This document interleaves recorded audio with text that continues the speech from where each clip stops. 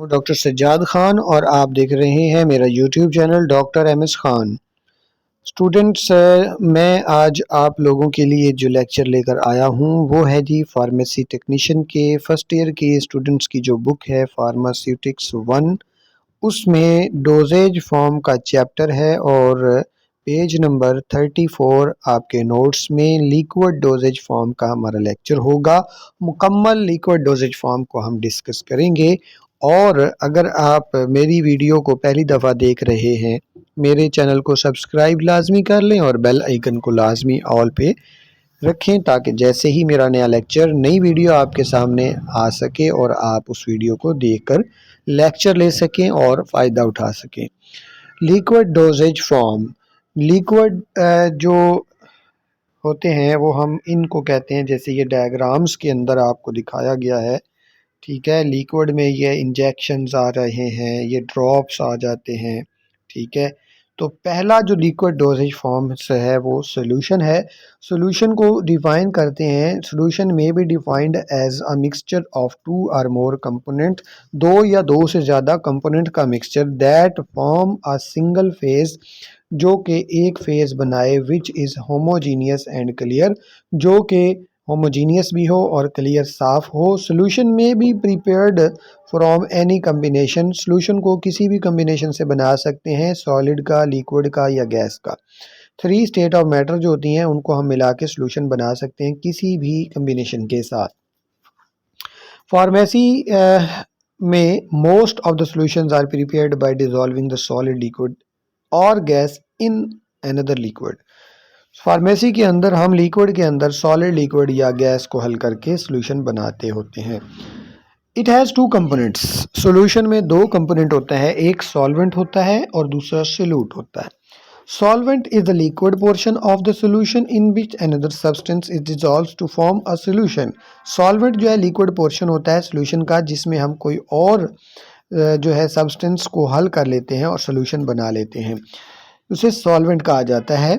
और सोल्यूट क्या है? सोल्यूट जो है वो सब्सटेंस है that is dissolved in another solvent, जो कि सॉल्वेंट में हम हल करते हैं जिस चीज़ को सॉल्यूशन बनाने के लिए, वो सोल्यूट कहलाता है। सोल्यूट जो है is a substance that creates a solution when dissolved by the solvent. Solute वो चीज़ है जो सॉल्यूशन बनाने के लिए इस्तेमाल होती है जब हम इसको सॉल्वेंट में हल कर ले। Solute can change it's physical state, solute अपनी फिजिकल स्टेट भी चेंज कर सकता है। Salt is a solid before getting dissolve in water, solid जो है, साल्ट हमारा जो नमक होता है, ये सॉलिड फॉर्म में होता है जब तक ये डिजॉल्व नहीं हुआ होता, लेकिन जब पानी में हल हो जाता है तो ये क्या हो जाता है जी? लिक्विड हो जाता है। अब इसके फ़ायदे और नुकसान क्या हैं सॉल्यूशन के? सॉल्यूशन जो है होमोजीनियस होता है, मेडिसिन्स के अंदर ये इस्तेमाल होता है मेडिसिन बनाने में। They are more quickly effective than tablets और कैप्सूल, टैबलेट और कैप्सूल से ज़्यादा ये इफेक्टिव भी है because they are already in solution form and absorption start quickly, क्योंकि ये पहले से ही सॉल्यूशन होता है और ये जल्दी से एब्जॉर्ब हो जाता है। They can easily coloured, flavoured and sweetened, इसको आसानी से कलर दिया जा सकता है, फ्लेवर भी दिया जा सकता है और इसको मीठा भी किया जा सकता है। चिल्ड्रंस और the patients who can't swallow tablets और कैप्सूल्स, वो बच्चे या वो पेशेंट्स जो कैप्सूल और टैबलेट्स नहीं खा सकते, कैन ईजिली इंजेस्ट सॉल्यूशन, वो सॉल्यूशंस को ईजिली खा सकते हैं, पी सकते हैं। डिसएडवांटेज, लेस स्टेबल होता है as compare to the solid dosage, ये सॉलिड डोजेज फॉर्म की निस्बत स्टेबल भी नहीं होता बिकॉज डिटीरियोरेशन इज़ फास्टर, क्योंकि इसमें मिलावट जल्दी हो जाती है। डिटीरियोरेशन मिलावट को कहते हैं। इन सम मेडिकामेंट्स, कुछ मेडिसिन में their unpleasant taste and flavour is difficult to mask, कुछ ऐसे भी सॉल्यूशन होते हैं जिनका टेस्ट बहुत ख़राब होता है, इसलिए उनको पीने में मुश्किल होती है। Solubility. Solubility, the amount of substance that passes into the solution in order to establish the equilibrium at constant temperature and so produce a saturated solution. Solubility जो है ये किसी भी सब्सटेंस की सॉल्यूशन बनाने के लिए, हम जब किसी चीज़ से सॉल्यूशन बनाते हैं एक ख़ास टेम्परेचर पर कि वो सैचुरेटेड सॉल्यूशन बन जाए, सॉल्युबिलिटी कहलाता है। ब्रिटिश फार्माकोपिया जो है बीपी, वो सॉल्युबिलिटी की डिफाइन करता है कि solubility in an approximate manner that the number of parts of the solvent required to dissolve one part of the solute. solute के एक हिस्से को हल करने के लिए जितने सॉल्वेंट चाहिए उसे उसकी सॉल्युबिलिटी कहा जाता है। ठीक है जी। उसके बाद आगे आ जाता है जी related terms of solubility. Solubility की टर्म्स में आ जाएं तो हमारे पास ये देखिए एमसीक्यूज के लिहाज से बड़ा इंपॉर्टेंट है ये टेबल। वेरी सॉल्युबल जो चीज़ होती है उसमें लेस देन 1 पार्ट होता है सॉल्यूट का। फ्रीली सॉल्युबल में 1 to 10 पार्ट, सॉल्युबल में 10 to 30 पार्ट, स्पायरिंगली सॉल्युबल जो ज़्यादा हल हो जाते हैं वो 30 to 100 है। स्लाइटली सॉल्युबल थोड़े से जो हल है 100 से 1000 है। वेरी स्लाइटली बहुत कम हल होते हैं 1000 से 10,000, और जो बिल्कुल भी हल नहीं होते वो 10,000 से ज़्यादा अगर सॉल्यूट हो जाए तो वो हल नहीं होते। Solubilization is the process in which the water in soluble substance are dissolved in aqueous solution in the presence of surfactant. surfactant की मदद से जब हम उस चीज़ को सॉल्वेंट में हल कर लें जो सॉल्वेंट में हल नहीं हो सकती, यानी कि अगर हम कोई चीज़ जो कि पानी में हल नहीं हो सकती हम उसको पानी में हल कर लें किसी सरफेक्टेंट को यूज़ करके, तो वो सॉल्युबलाइजेशन कहलाता है।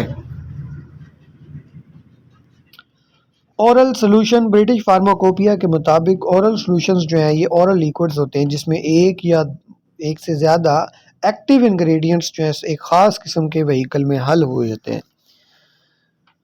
ड्राई मिक्सचर फॉर सॉल्यूशन, कुछ ऐसे भी मिक्सचर होते हैं जिससे हम, जैसे ये ORS होता है ना, तो इसको हम पानी में हल कर लेते हैं और इससे हम सॉल्यूशन बना लेते होते हैं। ठीक है ना। इसी तरह ओरल रिहाइड्रेटेड सॉल्यूशन होता है जो कि हमारा ये देखिए oral rehydrated solution are usually effective in the treatment of patients with mild volume depletion 5% to 10% of the body weight। 5 से 10% बॉडी वेट का जो है ये इस्तेमाल होता है। OTC अवेलेबल होता है ये, यानी कि इसको आम भी बनाया जा सकता है, ये ख़रीदा जा सकता है। ओरल रिहाइड्रेटेड सॉल्यूशन जो होता है ना ये ऐसा सॉल्यूशन है जो सॉरी हम इसको पी लेते हैं और अपनी पानी की कमी को पूरा करते हैं। Syrups, very important long question, बार बार आता है पेपर में ये लॉन्ग क्वेश्चन, सिरप के बारे में आता है। सिरप जो है एक sweet viscous concentrated aqueous solution होता है। एक्वस सॉल्यूशन जो पानी के अंदर जो सॉल्यूशन बनाया जाता है ना उसको कहते हैं। पानी के अंदर चीनी को हल कर लें तो वो क्या हो जाएगा, स्वीट भी हो जाएगा और विस्कस यानी कि गाढ़ा भी हो जाएगा। और शुगर सब्स्टिट्यूट इन वाटर, या पानी में चीनी को हल कर लें और अनदर सूटेबल व्हीकल या किसी भी व्हीकल में with or without added flavouring agent medicament, और हम अगर उसमें फ्लेवर डालें या न डालें, मेडिसिन डालें या न डालें, चीनी को पानी में हल कर लें या किसी भी और व्हीकल में हल कर लें जैसे अल्कोहल में हल कर लें, तो वो सिरप कहलाएगा। 3 तरह का सिरप होता है, सिंपल, मेडिकेटेड और फ्लेवर्ड। सिंपल सिरप क्या होता है, सिंपल सिरप ये है कि प्योर वाटर के अंदर जब हम सुक्रोज चीनी को हल कर लेते हैं तो हमारा ये सिंपल सिरप बन जाता है। इसमें कोई फ्लेवर वगैरह भी हम यूज़ कर सकते हैं। 66.7% जो है ये BP के अकॉर्डिंग और USP के according 85% volume by volume use किया जाता है। मेडिकेटेड सिरप की बात करें तो मेडिकेटेड सिरप वो सिरप होता है जिसमें मेडिसिनल एजेंट पाई जाता है, यानी कि सिरप तो होगा, चीनी पानी में हल करेंगे लेकिन साथ में मेडिसिन भी उसके अंदर होगी जो किसी इलाज के लिए इस्तेमाल करते हैं, मेडिकेटेड सिरप कहलाता है। फ्लेवर्ड सिरप या नॉन मेडिकेटेड सिरप वो होता है जो कि चीनी और पानी को हल करें और साथ में कोई फ्लेवर उसके अंदर डाल दिया जाए, तो ये फ्लेवर्ड सिरप होता है, इसमें मेडिसिन शामिल नहीं होगी। अगर मेडिसिन शामिल कर देंगे फ्लेवर सिरप के अंदर तो ये मेडिकेटेड सिरप कहलाएगा।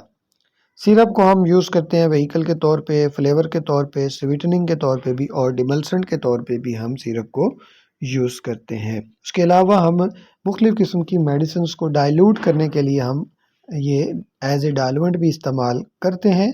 उसके अलावा मास्किंग एजेंट ये यूज़ होता है, जो लोगों को इरिटेशन होती है ड्रग से या नोज़िया हो जाता है तो उनके लिए हम इसको एज ए मास्किंग यूज़ करते हैं। सिरप्स आर सिग्निफिकेंट, सिरप क्यों इतने जो है अहमियत के हामिल हैं, क्योंकि बच्चे या ओल्ड लोग बड़े आसानी से इसको पी सकते हैं। सक्रोज जो है वो रिटार्ड्स ऑक्सीडेशंस, चीनी जो होती है ना, ये ऑक्सीडेशन होने नहीं देती, ठीक है। तो इसलिए ये शुगर वाले सिरप यूज़ किए जाते हैं। Strong solution of sucrose prevent decomposition by bacteria, fungi and mold because of strong osmotic pressure which results in dehydration of these organisms.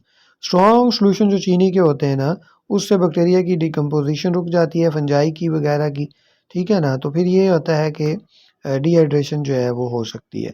Contain little और नो अल्कोहल, इसमें अल्कोहल भी नहीं होती है, बहुत कम होती है।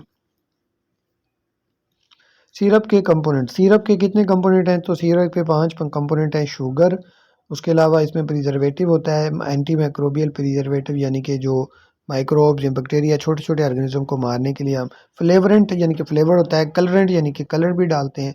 उसके अलावा इसके अंदर जो है वो स्पेशल सॉल्वेंट्स जैसे सोलबिलाइजिंग एजेंट्स हैं, थिकनेस और स्टेबलाइजर वगैरह पाए जाते हैं, ठीक है ना। तो ये कंपोनेंट्स जो है 5 किस्म के होते हैं। तो ये आप अपनी बुक से रीड भी कर सकते हैं कि शुगर जो है, शुगर कंस्टिट्यूएंट में सक्रोस जो है वो यूज़ होता है सिरप के अंदर एज, ठीक है। उसके अलावा सॉर्बिटोल, ग्लिसरीन भी यूज़ करते हैं, पॉलीप्लाई ग्लिसरॉल भी, आर्टिफिशियल स्वीटनिंग एजेंट जो है इसमें मिथाइल सेलुलोज है, डॉक्सी मिथाइल सेलुलोज, ये एमसीक्यूज में आ सकते हैं, ठीक है ना। नॉन शुगर में हमारे पास जो diabetic patient non sugar use करते हैं ना, तो उनके लिए भी सिरप बनाए जाते हैं जो इसमें हम ये इस्तेमाल करते हैं, सेलुलोज वगैरह। Dilute solution of sucrose supports mould yeast, जो सॉल्यूशन सुक्रोज वाला होगा ना, उसमें यीस्ट वगैरह या फंजाई वगैरह आसानी से ग्रो कर सकते हैं, ठीक है। तो हम क्या करते हैं, कंसंट्रेशन को 65% करके यूज़ करते हैं कि पूरा हमने ज़्यादा जो है वो शुगर या सुक्रोज यूज़ नहीं करनी। सुक्रोज या शुगर जो है वो विस्कोसिटी को बढ़ा देते हैं, give proper viscosity to the formulation and also sweetness. A syrup contain as much as 60 to 80% sucrose. Syrup के अंदर 60 से 80% तक चीनी हो सकती है, अमूमन 65% जो है वो रखी जाती है। एंटी माइक्रोबियल की बात करें तो sucrose concentration of the syrup is it self anti microbial है। सक्रोज खुद से एंटी माइक्रोबियल है because it exert great osmotic pressure, क्योंकि ये ऑस्मोटिक प्रेशर बनाता है सिरप के अंदर और माइक्रोब्स को पानी से बाहर फेंक देता है। उसके अलावा बेंजोइक एसिड है, सोडियम बेंजोएट है, ये यूज़ होते हैं 0.1 से 2% तक इस्तेमाल। उसके अलावा मिथाइल, प्रोपाइल, ब्यूटाइल, पैराबिन्स जो हैं ये भी 0.1% यूज़ किए। फ्लेवरेंट की बात करें तो most syrups are flavoured with synthetic flavorants or naturally occurring materials to render the syrup pleasant tasting, जिसमें volatile oils and vanillin use करते हैं हम फ्लेवर के तौर पे। कलरेंट की बात करें तो सिरप के अंदर कलर देने के लिए कलरिंग एजेंट का इस्तेमाल किया जाता है। इसकी भी आगे एग्जांपल जो है वो दी जाएंगी।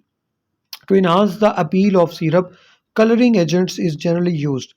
सिरप की जो है ना वो कलर दिया जाता है ताकि उसकी डिमांड बढ़ जाए, और विच को relates with the flavouring employed, जो कि फ्लेवर के साथ कोरिलेट, जैसे कि ग्रीन विद मिंट, मिंट जो है ना ये फ्लेवर दिया जाता है ग्रीन कलर का, और चॉकलेट से ब्राउन कलर दिया जाता है। Colours use should be water soluble, colour जो इस्तेमाल होते हैं पानी में हालो, नॉन रिएक्टिव, और रिएक्टिव ना करें हमारी मेडिसिन के साथ, और वो कलर जो है स्टेबल भी हो पीएच की वजह से या लाइट की वजह से, उसके ऊपर कोई असर ना पड़े। अदर जो हमारे सॉल्यूशन के अंदर चीज़ें होती हैं उनमें हमारे पास आ जाते हैं थिकनिंग एजेंट्स आ जाते हैं, सॉल्बिलाइजिंग एजेंट्स आ जाते हैं, स्टेबलाइजर्स आ जाते हैं, ये भी इस्तेमाल किए जाते हैं। आगे method of preparation of syrup, syrup को बनाने के जो मेथड है वो 4 मेथड है। एक होता है एड विद हीट, यानी कि गर्म कर दें चीनी और पानी को तो वो सोल्यूशन बन जाएगा।